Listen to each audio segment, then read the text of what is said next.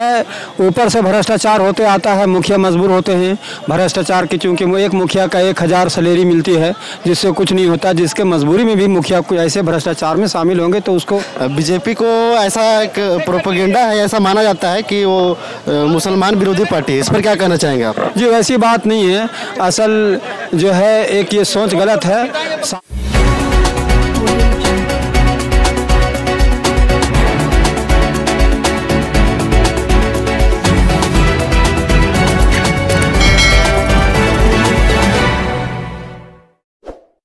जोहार, आप देख रहे हैं जनता लाइव।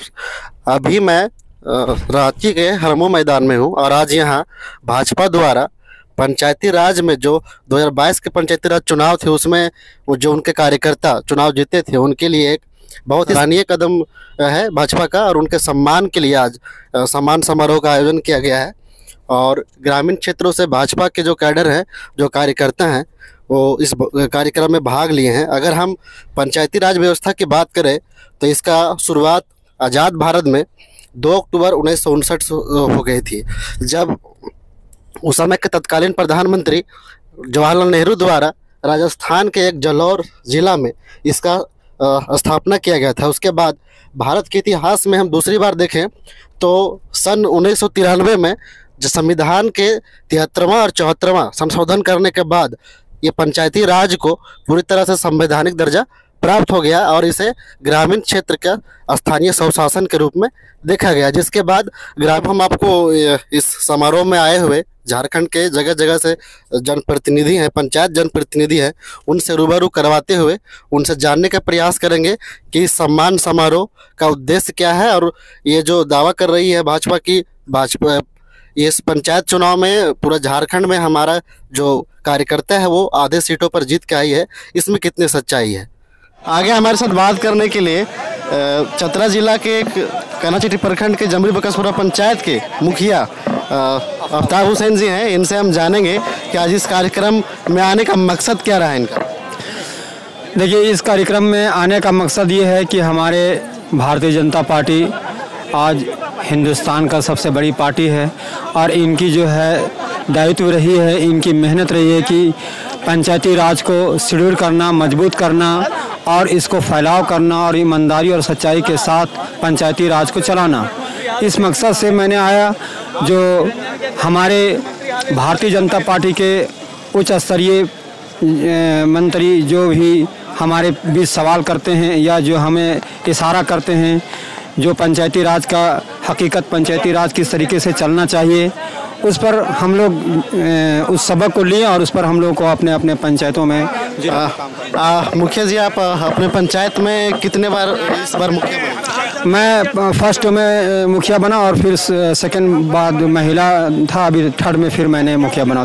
एक सवाल और आपसे हम करना चाहेंगे। आप बीजेपी में हैं, आपने जैसा कहा बीजेपी को ऐसा एक प्रोपेगेंडा है, ऐसा माना जाता है कि वो मुसलमान विरोधी पार्टी है। इस पर क्या कहना चाहेंगे आप? जी वैसी बात नहीं है, असल जो है एक ये सोच गलत है। सारे विकास सब कुछ होते हैं और एक जैसा होता है, इसलिए इसमें भारतीय जनता पार्टी के अंदर में ऐसे नहीं है जात पात भेदभाव, ऐसा नहीं है। लेकिन रह गया कि इसके अंदर में जो है जो कुछ भी विकास की काम होती है, जो कुछ होता है सब सभी को लिए होता है। ये सब ये एक मनपुलाव है और ये जो है प्रोपेगेंडा है। ये एक सवाल और आपसे हम करना चाहेंगे, क्या बीजेपी मोदी जी की सरकार आने के बाद इस देश में मुस्लिमों का विकास हो पाया है? जी विकास हुआ है, जो सामूहिक विकास होना चाहिए और अलग से भी विकास होना चाहिए, तो मुसलमानों की विकास हुई है।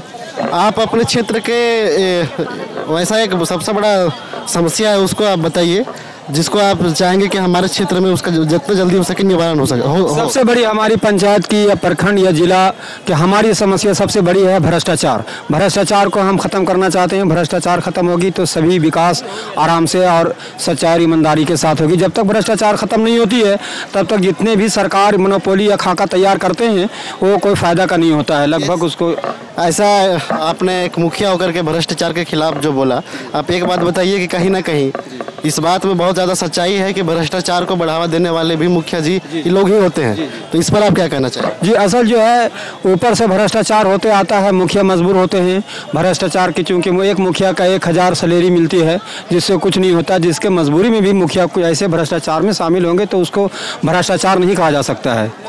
आप अपने क्षेत्र में अभी 2-4 ऐसा कार्य बताया जो अभी वर्तमान समय में कर रहे हैं जनता के लिए। जैसे मैंने 2-4 का ये कर रहे हैं कि सबसे पहले सभी आम जनता को जो है घर घर पानी का साफ सफाई जो है, नल पानी योजना जो है, और ये शौचालय का जो है पूरे कंप्लीट जो है लोग इसका हो जाके स्वस्थ और सफाई और पानी पीने के लिए सभी जनता को मिले। मुखिया जी 10,222 सीट है पूरा पंचायती राज में झारखंड में, जिसमें से बीजेपी दावा कर रही है कि हमने आधे सीटों पर कब्जा हासिल किया ग्रामीण क्षेत्रों में। तो क्या ये जो आपकी जिस चीज़ का आप दावा कर रही है कि विधानसभा का जब चुनाव होगा तो क्या इसका श्रेय या फिर इसका सफलता आपको विधानसभा में मिलेगी?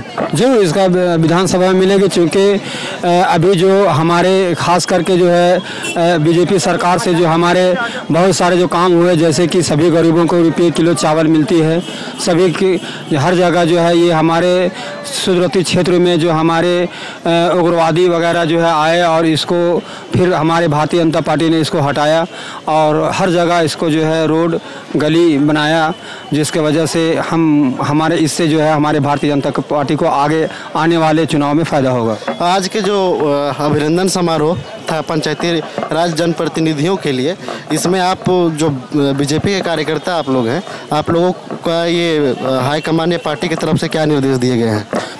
हम लोगों को हाईकमान या पार्टी की तरफ से निर्देश दिया गया है कि ईमानदारी और सच्चाई के साथ जो सरकार का जो रूल गार्ड्स है उसी के हिसाब से पंचायती राज को चलाना है और ईमानदारी से फैलाव कराना है, और सभी आम जनता को जो हक है उसे मिलना चाहिए, ताकि आगे जो है इससे आगे जो है जनता के बीच आगे बढ़ करके खिदमत करने का मौका मिलेगा। धन्यवाद। इस खबर को दिखाने में मेरे साथ सहयोगी थे अमित महतो। इसी तरह आगे के खबरों के लिए बने रहिए। जय हिंद, जोहार।